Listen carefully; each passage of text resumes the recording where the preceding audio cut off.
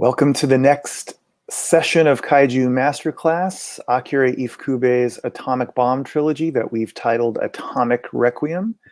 I'm Erik Homenick. I am the webmaster of AkiraIfukube.org, which is an official biographical resource online about the composer who is the subject of today's discussion. And I'm also a doctoral candidate in literature at the University of California, San Diego. And my doctoral dissertation, which I'm in the middle of writing, actually deals with this very subject, the narrative role of Akira Ifukube's music in kaiju films and other types of tokusatsu films. For today's discussion, I am joined by my friend and colleague, Patrick Galvan. Patrick, why don't you introduce yourself, please? Yep, I am Patrick Galvan. I am a film journalist and a film historian who's covered Japanese cinema, namely Japanese science fiction for such websites as Sci-Fi Wire, the official news site for the Sci-Fi Channel, and for the Toho-oriented fan site Toho Kingdom. Actually, funny enough, a quick little anecdote before we start this. The genesis for this panel actually began a little over a year ago in Chicago. Steve Reifel and I were having lunch, and we were talking about just about various things related to Japanese films. And I brought up the topic of I thought it'd be interesting if somebody someday did some kind of study or analysis or presentation or lecture or what have you on three films that Akira Ifukube scored in the early to mid 1950s. That being Kaneto Shindo's Children of Hiroshima from 52, Hideo Sekigawa's Hiroshima from 53, and Ishiro Honda's original Godzilla. Three films that all deal with the subject of the atomic bomb, and more importantly, the subject of the bomb and its effects on the post-war and most notably post-occupation Japanese society. And the connective tissue that linked these three films in particular together was the fact that Akira Ifukube did the music for all three of them. I didn't really have any concrete plans for doing something with that idea at the time. It was just again, just something I mentioned in passing to Steve while we were talking. But then when the Kaiju Masterclass started to materialize and became kind of a very serious idea, I thought maybe this would be a good place to take that idea and do a full-fledged lecture on it. And Erik, being the foremost expert on Akira Ifukube in the English-speaking world, I thought he was absolutely the right guy to have next to me, virtually next to me, since we're not in the same space, but to have alongside me to talk about this kind of thing. And fortunately for me, Erik was absolutely enthusiastic about the project. And so here we are taking that idea that I had about a year and a half ago and bringing it to you in the form of a lecture, which we are calling. And let me just pop up our presentation really quick. Atomic Requiem, Akira Ifukube's Bomb Trilogy. And so in beginning this presentation, I thought it'd be very important to talk about the context and the history of the atomic bomb in Japanese cinema as it had existed up to that point in history. Basically, what had happened in Japanese cinema with the subject of the atomic bomb before 1952. And that means talking about what happened during the time of the occupation. So, quick little recap on the history stuff. On August 6th, 1945, the atomic bomb, which is kind of absurdly known as Little Boy, was dropped on Hiroshima. 2 days later, another bomb called Fat Man was dropped on Nagasaki. And a couple of days after that, Emperor Hirohito declared the official surrender of Japan to the Allied powers. Not long after that, the Allied powers actually landed in Japan.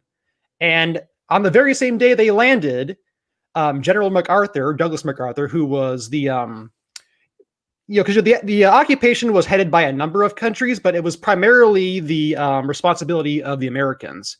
And General Douglas MacArthur, known as the SCAP, the Supreme Commander of the Allied Powers, was basically the guy mostly in charge of overseeing the country. And on that same day, on August 27th, he authorized the formation of an office called the Information Dissemination Section. And what the whole idea of this office and what MacArthur was trying to do during the time of the occupation was to re-educate Japan, because it was believed amongst a lot of American politicians at the time that that the Japanese had been misled and misguided by militarists, feudalists, and imperialists during the wartime years. And that was what was responsible for Japan's international aggression during the war years and the years before the Pacific War. And so MacArthur's mission was to completely westernize and democratize Japan through a sense of re-educating them.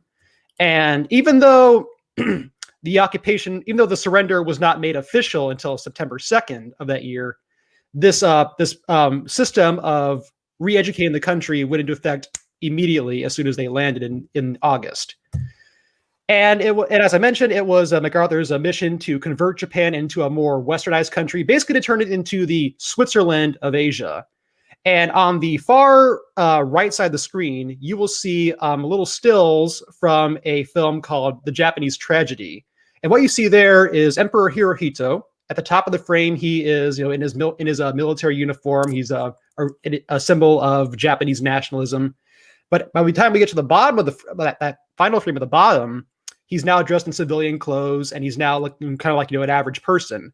And that was the idea of taking down the idea. That was a film which, amongst other things, was trying to enforce the idea upon the Japanese that their emperor was not a divine figure, was not a god. He was just an ordinary person like them. That was also part of the idea of converting Japan into a more civil and hopefully harmless and non-aggressive country.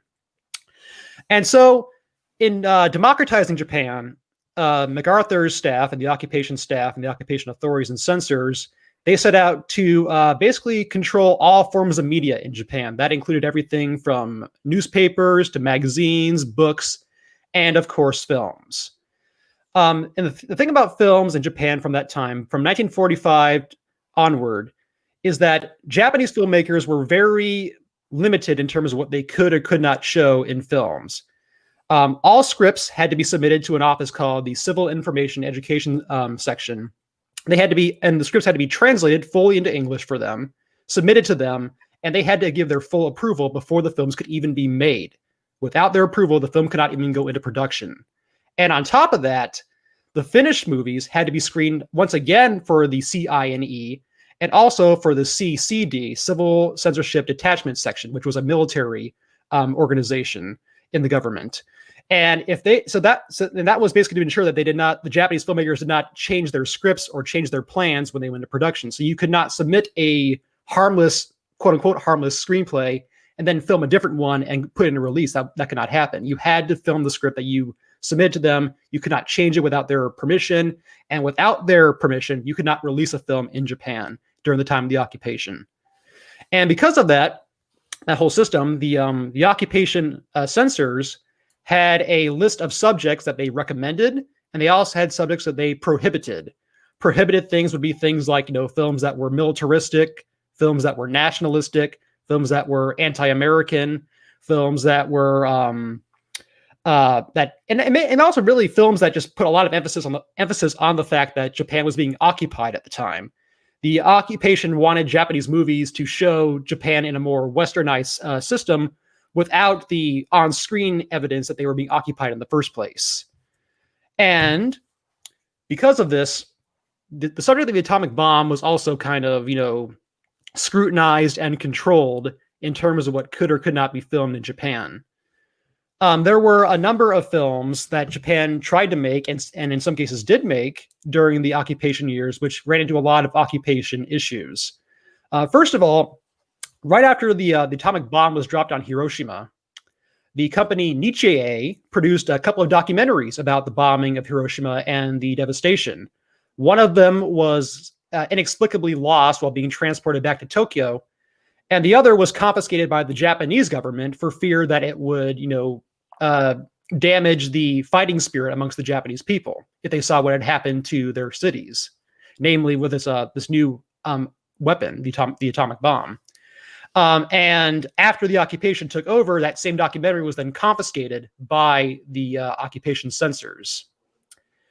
And there was also footage shot by an amateur cameraman in Hiroshima, shot on 8mm footage, which was similarly confiscated by the Americans.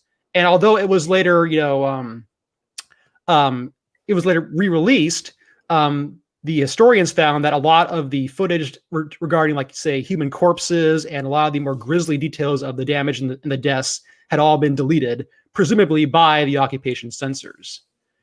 Now, however, at the same time, there were cases of some films that were allowed to be made. Nietzsche, who I mentioned earlier, who did the previous 2 documentaries, they later made a film which was found out about by the occupation censors during production.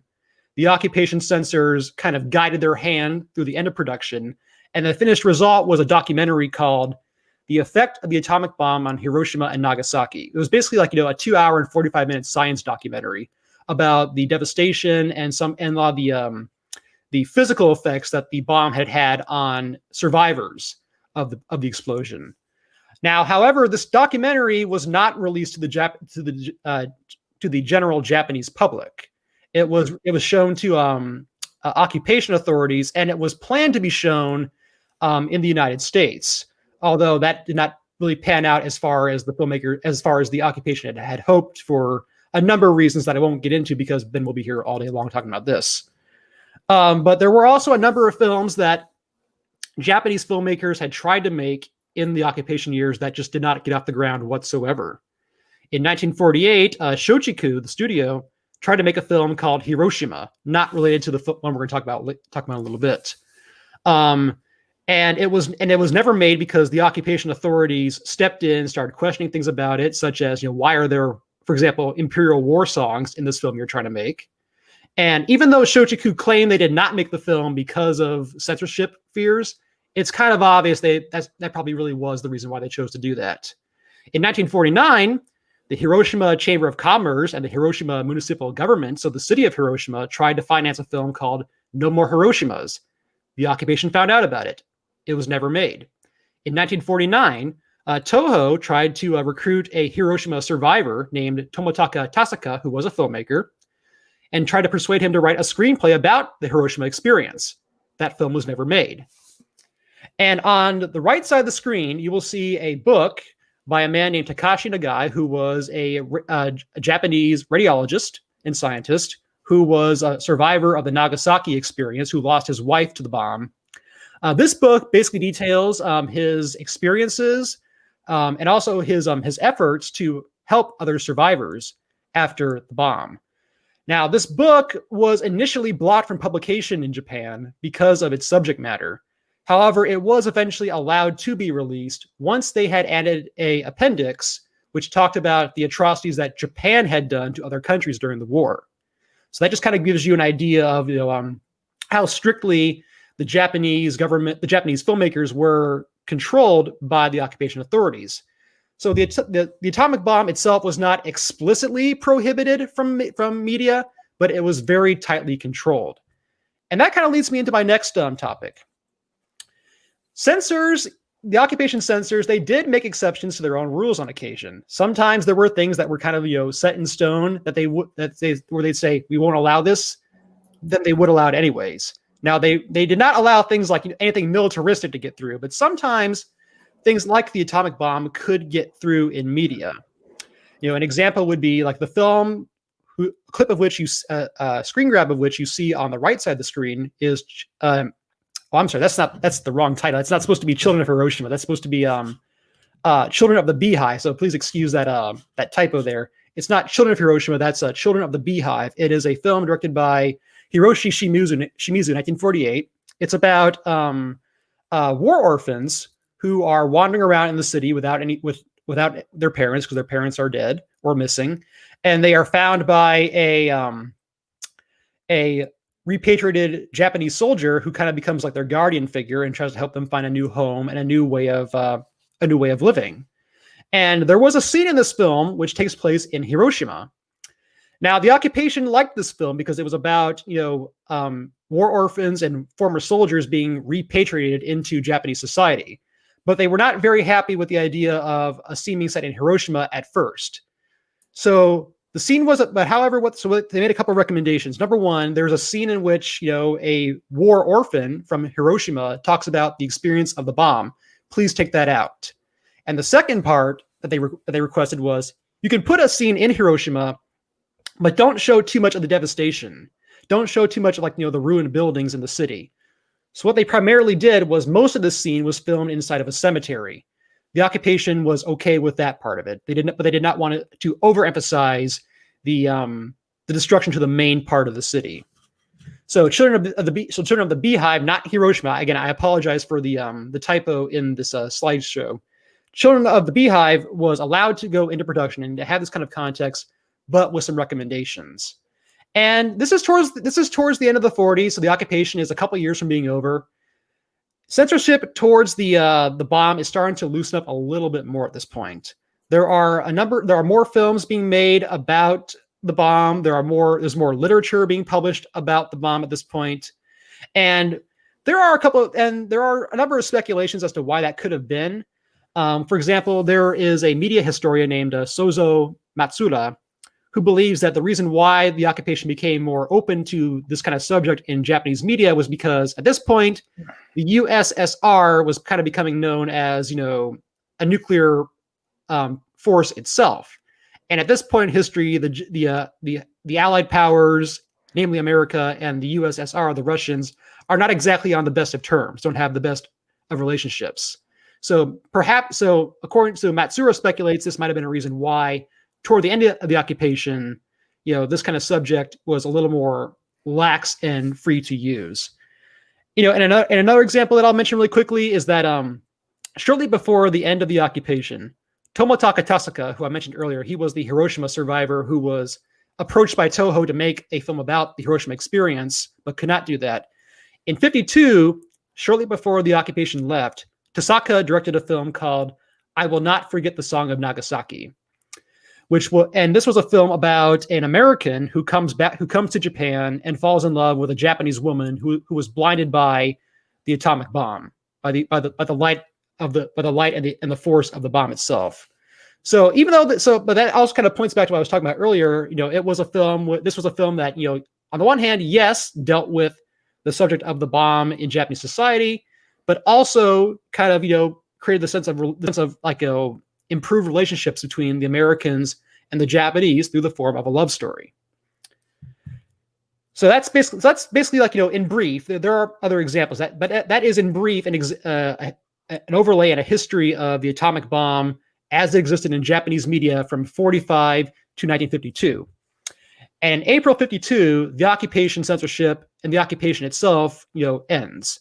And at that point, all the occupation censorship's regulations and rules regarding Japanese films are completely lifted, and Japanese filmmakers are completely free to use the atomic bomb as a subject in whatever kind of context they want to do, in whatever kind of way they want to do.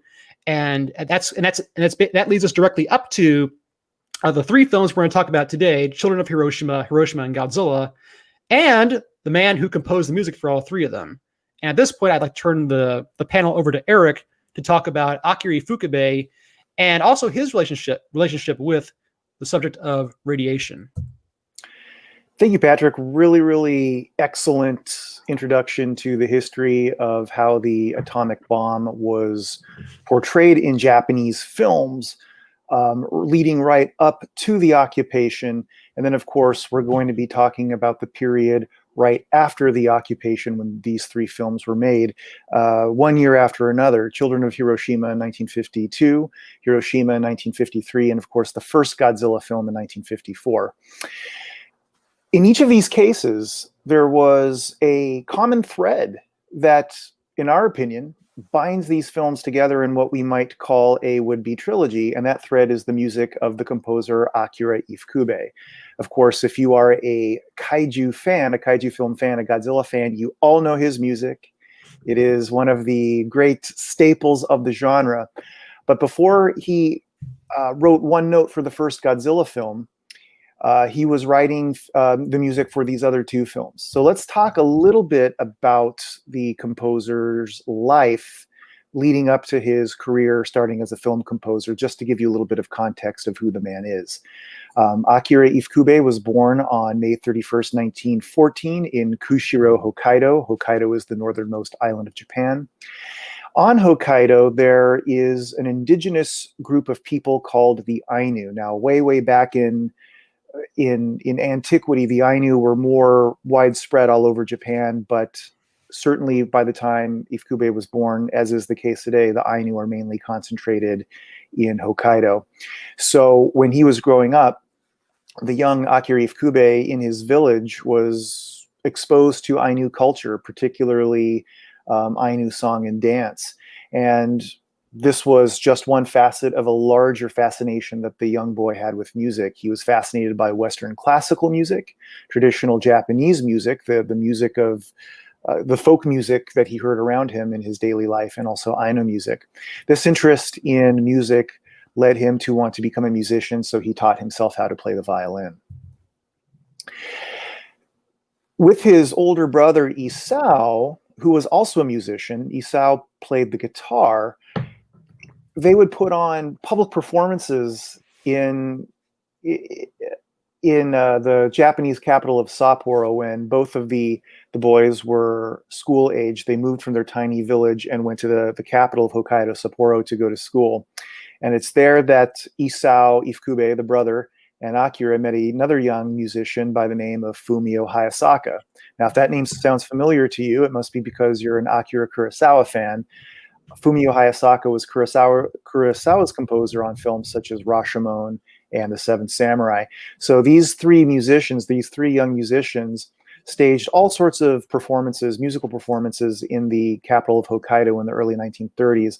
And it was around this time that the young Ifukube, violinist, decided that he wanted to not just play music, but write it, and began to teach himself the art of composition. And as he was developing what his musical aesthetic might sound like, his number one model was probably Igor Stravinsky, whose music from the Rite of Spring was just so influential to him. If you've ever seen the movie Fantasia, the Disney movie, Stravinsky's Rite of Spring is the music you hear during the dinosaur section. It has a lot of the same hallmarks, actually, that you hear in Godzilla scores. If you go back and listen to the Rite of Spring and you hear some of the musical things that are happening, the percussiveness and the violent rhythms, Ifukube took all of that from Stravinsky and adapted it into his own style. When he was in university, he attended Hokkaido Imperial University between 1932 and 1935, and he took his talent as a violinist and joined his school's orchestra. He was such a good violinist that he was the concert master of his university's orchestra. That means he's the head violinist. Although he was active as a musician in his personal life, he majored in forestry. That was, at the time, it was thought that, there's no money or real livelihood to be made as a musician, so you might as well do something practical. Him growing up in the forests and being a lover of the forests, being a lover of nature, forestology, was something that greatly appealed to him. And his graduation thesis was on the vibratory properties of wood in order to make new musical instruments. When he graduated from Hokkaido University in 1935, he got a job immediately as a forest officer in the remote mountains of Akechi, Hokkaido, quite a far distance from Sapporo to the east. And in this location, he lived a life of almost total isolation, living in a cabin on a cliff right above the Pacific Ocean, in the middle of a huge forest. There was no one around him, not even close, for miles and miles and miles and miles. And it was in this location, in this isolation, that he wrote his first orchestral piece that same year, 1935, called Japanese Rhapsody. Now, this is very interesting. In 1940, his brother, who I told you about, who was also a musician, was employed by the Imperial Japanese Navy in Haneda, which is an area of Tokyo. And his brother Isao, what his brother was doing there is he was working as a scientist, developing a sort of luminescent paint for military purposes. In his development of this paint, it included the element radium, which is an element that glows in the dark, adding it to the paint. But the problem is that radium is a highly radioactive element. And during the war, lead for protective suits was in short order. There were many types of austerities in place. So scientists working on anything that had to do with radiation really were not able to properly protect themselves. And Akira Ifukube, the composer, spoke about his brother working on this paint actually in G-Fan magazine, G-Fan magazine from 1995. Ed Gajewski, in his fabulous definitive interview, Ifukube on Ifukube, Ifukube mentions this story and says, on the back of the soldiers, they're the Japanese military soldiers, there was used IFK paint on my brother's invention. This was important as a precaution for preventing injury to the soldiers since they are holding rifles with bayonets. The luminescence was to make sure that at close range, no one would run into the person in front and actually stab them. So soldiers were wearing clothing that had been pigmented by this bioluminescent paint. So in the dark, you could see where your comrade was. And if you have your rifle with your bayonet at the end of it, you wouldn't run into the dark and stab them.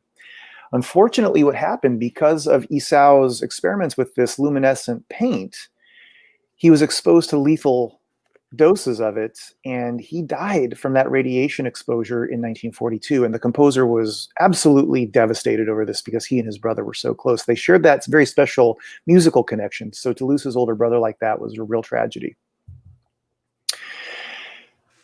Ifukube himself, eventually during the war, was hired by the Imperial Japanese government to become a scientist himself, as well as a composer, but also a scientist. Because of his thesis on the properties of wood, vibration, and all that, he was more or less conscripted by the Japanese government to become a scientist. And he used his knowledge of wood to study the technology used on captured enemy, or I suppose in our context, Allied warplanes that were made entirely or mostly of wood.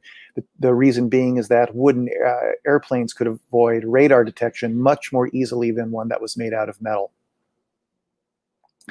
During his study of these airplanes, he was also using radiation. He was using X-rays, and again, without the benefit of a protective suit. So day after day, doing these scientific experiments, not in Tokyo like his brother, but just outside of Sapporo. On August 28th, right at the end of the war, actually not very long after the dropping of the two bombs, he was at his laboratory in Toyohira, this area outside of Sapporo, and he actually collapsed and coughed up blood. He was taken to the hospital, and at first nobody knew what had happened. After a few days of being at the hospital, the physicians were certain that it was actually radiation sickness, radiation poisoning. And what had happened was the radiation, the X-rays, caused the capillaries in his lungs to burst, which is why he vomited blood. And Ifukube was ill for about a year. Now, he was able to move around and get around, so it wasn't as if he was bedridden for an entire year. He was bedridden at first, but for a good year after that episode, he remained fairly sick. But fortunately, after about a year, he more or less recovered completely.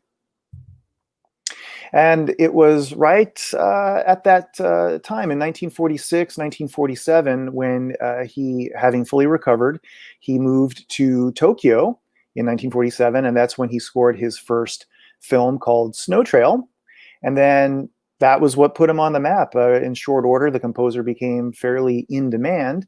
In 1949, he composed one and only film for Akira Kurosawa. That was The Quiet Duel. And yeah, as the late 1940s segued into the 1950s, he continued to get a lot of work as a film composer. And of course, that eventually led him to score films such as Children of Hiroshima, and of course, Godzilla. So now what I want to talk a little bit about, now that we've established a little bit of context about the man Akira Ifukube, I want to talk about the music in these three films. Now, the title of our presentation today is Atomic Requiem. Patrick and I have this idea that not only does Akira Ifukube's music bind these three films together, but they almost work, if we're focusing more on the music in these films, they almost form what we might consider a three-part symphony, a three-movement symphony, a three-part requiem, in which a common musical kernel reappears and develops or evolves each and every single time. Now, in each film, there's quite a bit of music. Not the same music that repeats. Each film has various different cues in it. The music that Patrick and I are looking at is the music in each film that is directly linked to the tragedy of the bomb itself. And when we examine in each of the films how the music that is directly attached to the bomb and the tragedy of the bomb itself is handled, we see there are some similarities there, and we're going to talk about those. So the main theme in Children of Hiroshima is in a mode called the Locrian Mode. I'm not going to get too deep into musical theory, but I just want to give you a little bit of a context as to what a musical mode is. Now, even if you're not a musician, you've probably heard of major and minor scales in our Western music tradition. Major scales like, C major or something like this. These are scales that sound bright, they sound happy, and if you write music in a major scale, you're trying to evoke happy feelings or pleasant feelings. Music in a minor mode sounds darker or sad, right? Modal music that is based on certain scales called modes, exist outside of this Western major and minor paradigm. Modes are different kind of scales that are a little bit more ambiguous, that they don't always quite so distinctly happy or so distinctly sad. Sometimes it's a little fuzzy. Sometimes they seem to straddle somewhere in the middle. And modal music is used in various folk traditions all throughout the world: Eastern Europe, the Middle East, Southern Asia, Southeast Asia, East Asia. And the Locrian Mode is one of these types of modes that we may find in folk traditions throughout the world. The Locrian Mode is made up of the notes, at least in the Children of Hiroshima theme, A, B flat, C, D, E flat, F, and G. And on the keyboard, it sounds like this. And pardon me, I'm not a keyboardist, so I'm going to do my best.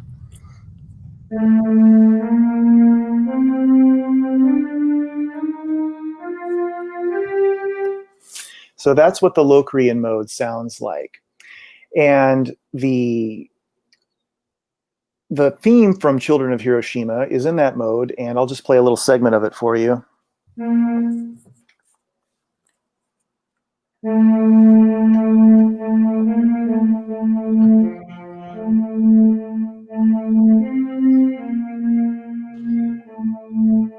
So that's just the opening of the Children of Hiroshima theme, and it's using that Locrian mode.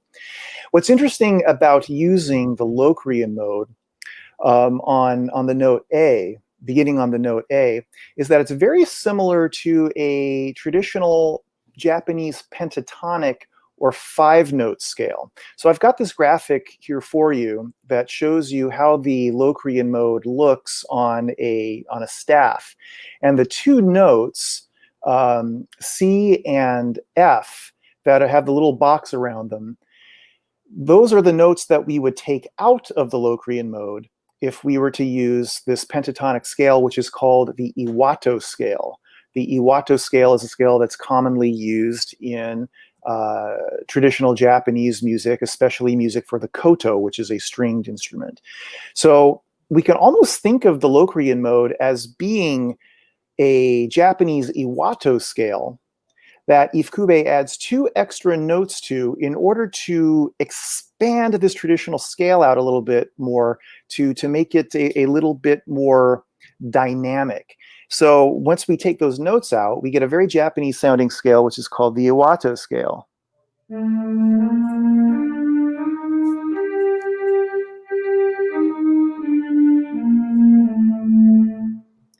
And that's what that sounds like. Let's go to the next scale.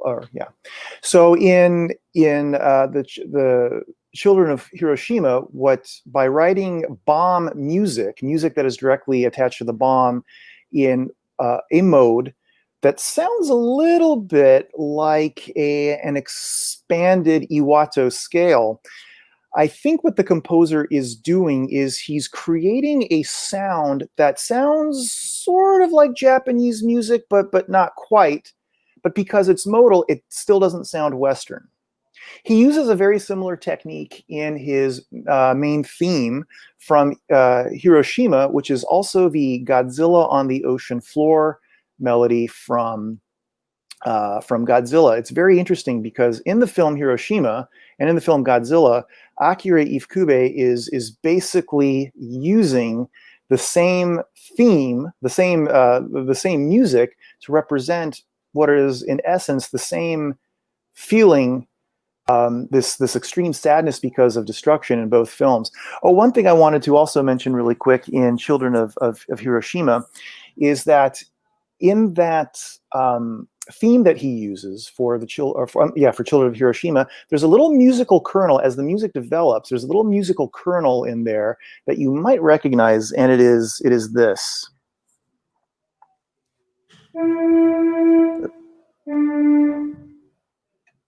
Let's see, where are we here? Yeah.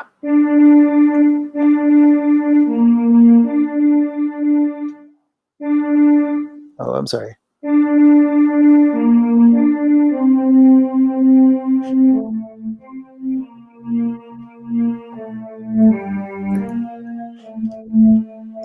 Now, if you're a Godzilla fan, I think you probably recognize that little melodic fragment, because even though that little fragment is used in the Children of Hiroshima music, it also appears in the basic melody of the Godzilla on the ocean floor theme. And here it is.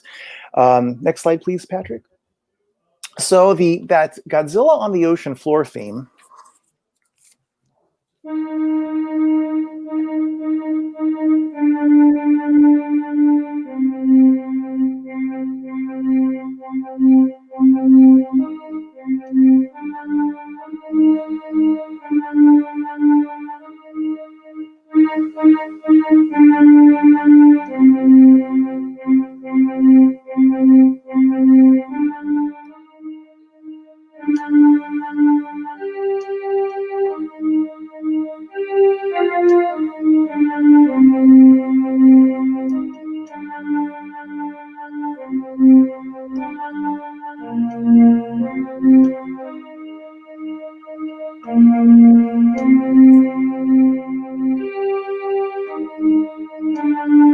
and I'm not going to play the whole thing, and of course I didn't play it quite perfectly, but I just wanted to get the melody out there so you could hear it and recognize it. So again, this is a full melody that he actually uses for the first time in the Hiroshima film. And again, this is modal music. So I mentioned Locrian for Children of Hiroshima. When we first hear this melody in the film Hiroshima, it is also a mode. It is the Phrygian mode, which is a very, very common mode that Akira Ifukube uses. The Phrygian mode is used quite extensively, like in Middle Eastern music, actually, and music like flamenco music. In fact, a lot of people even refer to the Phrygian mode as a flamenco scale. So the Phrygian mode on D, which is what this melody is written in, sounds like this.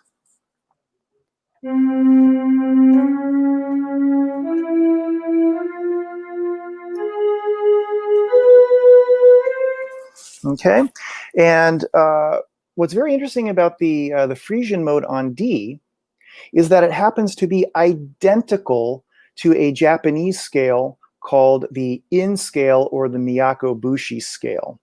Now, I found this image from a famous book on Japanese music by William Malm, and he's showing the In scale as a complete 7-note scale. The Miyakobushi scale can be conceptualized in this way, but it is also like the Locrian mode. It's as if Akira Ifukube has taken a traditional 5-note scale and added 2 notes to it in order to expand it out a little bit and make it a little bit more musically dynamic. So the Miyakobushi scale, if we look at it as pentatonic, sounds like this. Oops.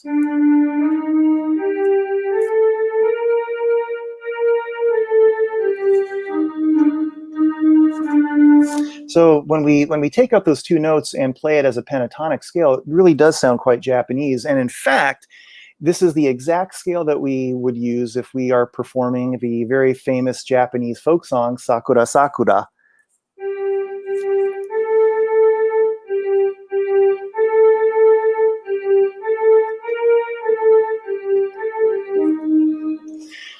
All right, next scale, please, Patrick. Or next slide. This is it.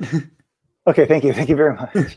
So the in scale, or the Miyakobushi scale, that Akira Ifukube uses in his Hiroshima theme that he recycles in Godzilla, is interesting because it's one of two types of scales. There's the Yo scale, and then there is the in scale.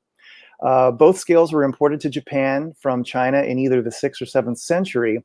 And I hate to use what might be considered sort of a cliche or hackneyed idea, especially when speaking about things Asian, but there really is sort of a yin and yang relationship between the Yo scale and the in scale. It is said that the Yo scale sounds bright, and as a result of that, it is said to represent the sun in music, of course, the sun being an important facet of Japanese culture. And the in scale, the scale that Ifukube uses to write his Hiroshima and Godzilla music, bomb theme, is in the in scale, which is considered to be dark and representative of the shadows. And I just found this picture by the famous artist Hiroshige, Torres Rain, that has some nice shadows in it, and I just thought that's a nice visual representation of perhaps what the in scale sounds like if we were to try to visualize it.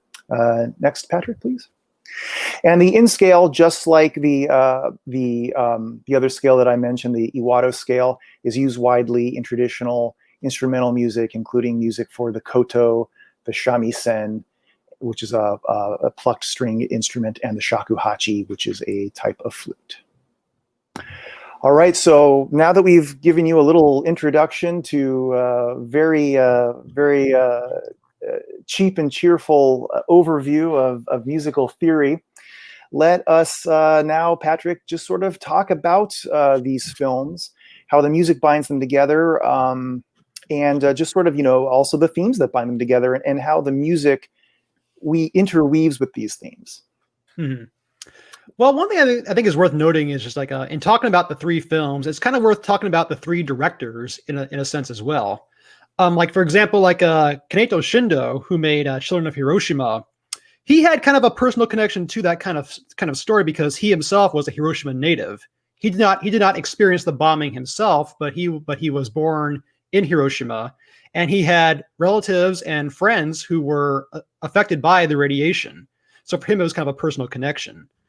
And Shindo identified himself as a socialist, although his film is not very politically oriented one way or the other, which is precisely what the JTU, the Japan Teachers Association, did not like about it, because they thought the film was too sentimental, too much of a tearjerker, and it didn't have like a strong political leaning that they felt was appropriate for the kind of film they were going for. By the way, we should probably mention that both Children of Hiroshima and Hiroshima draw inspiration from the same book, which would be this book here. It's called Children of the... Try to get the glare out of the screen. Children of the A-Bomb. It's a collection of essays written by people who survived the bombings of Hiroshima when they were kids. This ranges from preschoolers up through high school students. I think there's some college students in here too, if I remember correctly. But very young people who survived the event. And so both Children of Hiroshima and Hiroshima drew some inspiration from this material. And the JTU, which was one of the co-sponsors behind Children of Hiroshima, was not happy with Shindo's film because it was too sentimental and it didn't really have a strong political leaning. By contrast, Sekigawa Hideo Sekigawa, who made Hiroshima, he was a card-carrying member of the Japan Communist Party. So he came from a very different kind of, shall we say, political background than, say, Shindo. And also, like the screenwriter of his film, Yagi, was also a card-carrying member of the Communist Party. And by contrast, then you have, Ishiro Honda, who made the original Godzilla, who, as if we had to say it, was a pacifist, and was very much of an anti-war person himself and an anti-violence person. So just right there, and by the way, we should probably talk about, like, maybe just brief, like, Erik, like what were Ifukube's, like, wartime politics, as far as, like, this just in general. Yeah, well, Akira Ifukube, like I mentioned, he was more or less conscripted to work for the Japanese military as both a composer and scientist. And although he was obligated by law to work for the government and their war efforts, he really had no qualms about doing it, because he was, for lack of a better word, a nationalist at the time. He genuinely thought, absolutely naively, that the Japanese project, if you will, in Asia was to liberate other Asian peoples from the evil colonial clutches of the white man, the Europeans and the Americans. So he really did think that Japan was doing a sort of divine service to other Asian peoples in the region. But of course, like I said, that was a naive thought, because he didn't go to the front. I mean, unlike Honda, who actually did serve on the front lines and saw action in war, Ifukube was for the most part in his lab, separated from what was really happening and getting all of his information about the war through propaganda, just like any other Japanese citizen at the time would have. So when he's working on these scientific experiments, he's doing it because he thinks it will make his nation stronger, and a stronger Japan is able to be a greater force for good in Asia. But technology sort of ended up, he was so enthusiastic about technology and working with technology, it actually ended up terribly disappointing him, because his work with technology, X-ray technology, made him extremely ill. It killed his brother. It made him very, very sick. And then it was Western technology, the atomic bomb, the super weapon, that killed so many hundreds of thousands of people and decimated 2 cities. He thought, yeah, maybe technology isn't so great after all. In fact, technology actually seems to be pretty dangerous stuff. Yep, and I think actually that's definitely kind of fits more in line with the politics of Hiroshima than Children of Hiroshima. And I probably should say that, like, as far as, like, Hiroshima goes, actually one last little fact about Children of Hiroshima is that the lead actress of that film, Nobuko Otawa, she's also kind of a well-known, she's kind of I'd say kind of a recognizable figure amongst, some Toho Tokusatsu fans, because she played the mother in Shui Matsubayashi's film The Last War. So if you know that film, here's some more connective tissue for you to come back to Children of Hiroshima. But as far as Hiroshima goes, this was definitely a film.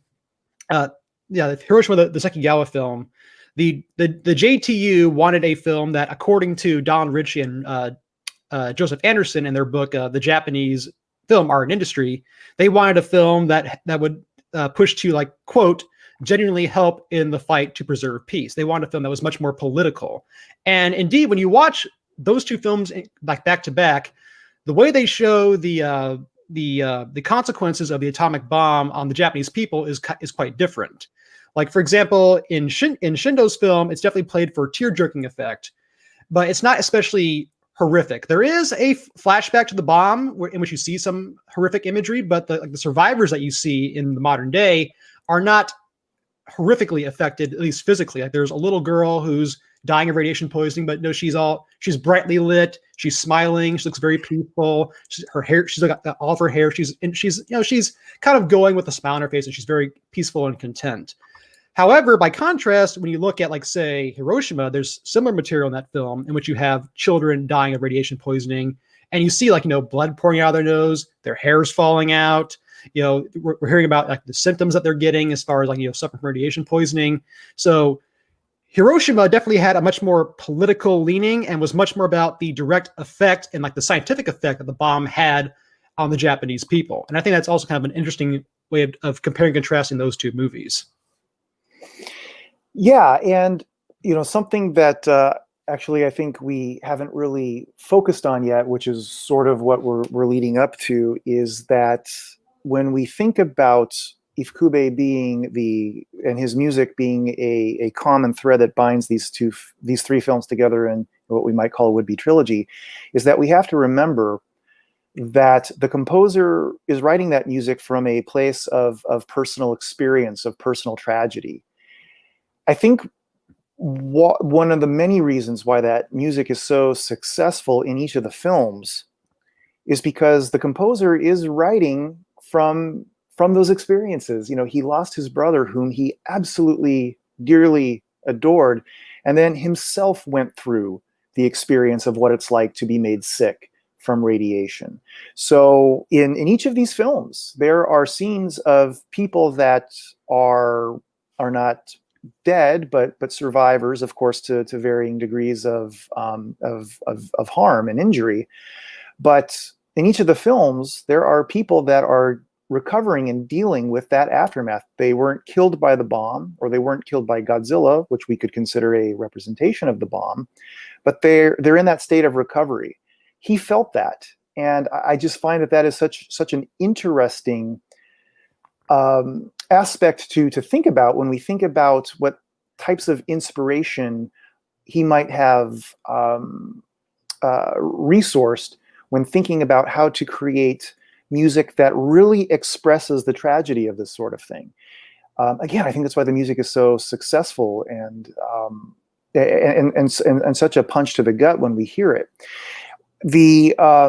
I will say, though, it's interesting because the music that is used in Children of Hiroshima, the bomb theme, is perhaps it's because it's in the Locrian mode as opposed to the Phrygian mode. It doesn't sound, at least to my ears, quite as dark. It's sad without sounding completely tragic. There's such a complete sense of tragedy in the music that is used in Hiroshima and Godzilla. It's a little less so, a little maybe more lightly sad, for lack of a better word. And I think what that has to do with is that from film to film, as the music progresses, there's also a progression in terms of the point of view that the film is taking. Like, for example, in Children of Hiroshima, the main character, Takako, this takes place 7 years after she's a girl from Hiroshima. The film takes place 7 years after the bomb was dropped, and she goes back to her hometown to sort of reconnect with those memories. So the film is about the bomb, yes, but it's really about her personal remembrance of the bomb some 7 years later. And every person that she goes and meets along her way, it's also their personal stories. Like, she meets a man that she used to know. He was an employee of her father's. He's blind now and living in a hovel just outside of the main city. And then for a moment in the film, we explore kind of his personal story. Later, Takako meets with a married couple.